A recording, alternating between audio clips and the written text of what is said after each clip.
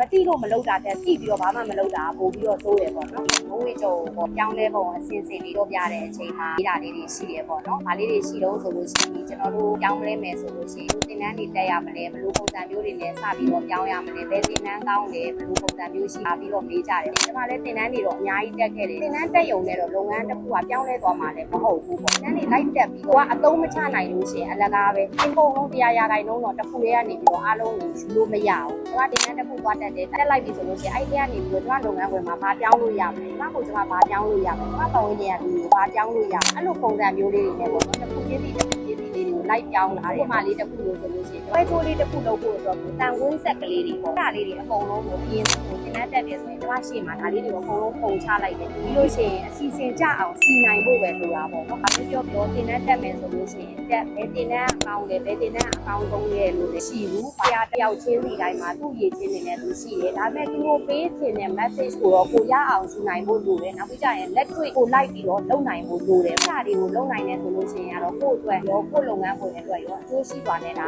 ပြောင်းလဲသွားမှာပေါ့။သူ့လိုမလုပ်တာတဲ့တိပြီးတော့ဘာမှမလုပ်တာပို့ပြီးတော့သိုးရပေါ့နော်။ဟုတ်